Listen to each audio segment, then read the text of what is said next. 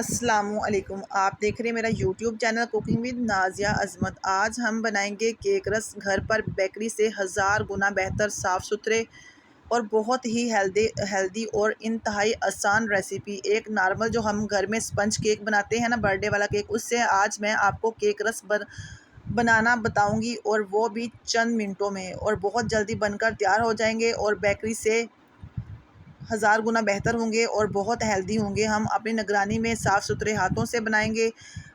Healthy recipe बनाया करें, अपने बच्चों को दिया करें, इससे उनकी सेहत बहुत अच्छी होगी। बाहर की चीज़ें जितनी बेकरी की होती हैं वो तो अमूमन बच्चों का पेट ख़राब कर देती हैं। तो हम आज आपको बताएंगे कि हम नॉर्मल केक से किस तरह केक रस बना सकते हैं, वो भी चंद मिनटों में। अगर आप बनाना चाहते हैं केक रस घर पर, तो आज की वीडियो आपके लिए स्पेशली गिफ्ट है। आप वीडियो को बिना स्किप किए वीडियो को फुल वॉच कीजिएगा। बिस्मिल्लाहिर्रहमानिर्रहीम। सबसे पहले हम स्पंज केक तैयार करेंगे, जिसके लिए हमें मोल्ड चाहिए। उसे हम चारों तरफ से अच्छे से ग्रीस कर लेंगे। ग्रीस करने के बाद हम इसमें ऐड कर देंगे बटर पेपर। कोई ज़रूरी नहीं है, आपके पास बटर पेपर नहीं तो आप जो घर में नोटबुक है उसका पेज भी यूज़ कर सकते हैं, न्यूज़पेपर भी यूज़ कर सकते हैं। ज़रूरी नहीं कि हमारे पास हर चीज़ परफेक्ट हो तो ही हम रेसिपी को बना सकते हैं। जो चीज़ भी हो बस जुगाड़ लगाया करें और काम चलाया करें, कोशिश किया करें सीखने की। तो दूसरी तरफ हमने ले लिया है जूसर जग, उसमें मैं ऐड करूँगी 3 एग। जो हम इसमें एग यूज़ करेंगे वो रूम टेम्परेचर वाले यूज़ करेंगे, ठंडे फ्रिज के यूज़ नहीं करें। अगर फ्रिज में पड़े हैं तो 1 घंटा पहले बाहर निकाल के रख लें और फिर यूज़ करें।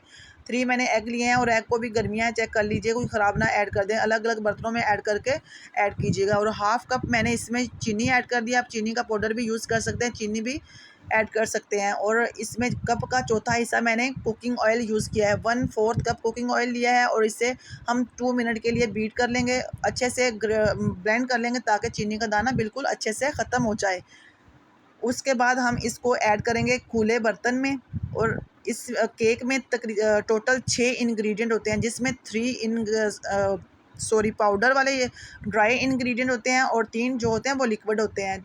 इसमें मैं यूज़ कर रही हूँ 1.5 कप मैदा, जिसे मैंने अच्छे से छान लिया था। केक में जब भी मैदा यूज़ करें तो छान कर यूज़ करें, इससे हमारे केक का बैटर बहुत स्मूथ बनता है और छानने से गुठलियाँ भी नहीं बनती। और जब मिक्सिंग करें तो हमेशा एक साइड पर, एक सिमत में ही करें।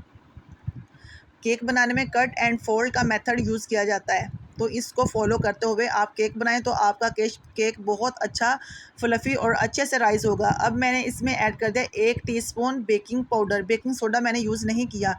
और ऐड कर दिया इसमें हाफ़ कप दूध, नीम गर्म से थोड़ा सा ज़्यादा गर्म दूध लिया है। इससे हमारा केक अच्छे से फूलेगा, अच्छे से राइज़ होगा और बहुत फ्लफ़ी और स्पंजी बनेगा। इसकी मिक्सिंग करने के बाद हम इसमें ऐड कर देंगे 1 पिंच ऑरेंज फूड कलर। इससे हमारे केक का कलर और केक रस का कलर बहुत अच्छा आएगा। जो चीज़ जितनी देखने में खूबसूरत लगती है उतनी ही खाने में मज़ा आता है, और बच्चे कलरफुल चीज़ों से बहुत अट्रैक्ट होते हैं। तो बैटर की कंसिस्टेंसी कुछ इस तरह की होनी चाहिए। और टोटल जो इसमें दूध यूज़ हुआ था वो पौना कप दूध यूज़ किया था मैंने। तो बैटर को बहुत ज़्यादा ओवर मिक्स भी नहीं करना, इससे भी केक अच्छे से राइज़ नहीं होता। अब जो हमने अपना मोल्ड तैयार करके रखा हुआ है, इसमें हम बैटर ऐड करेंगे। दूसरी साइड पे मैंने जिस बर्तन में केक बनाना है ना, बेक करना है, उसको भी मैंने प्री हीट होने के लिए रखा हुआ है पहले से।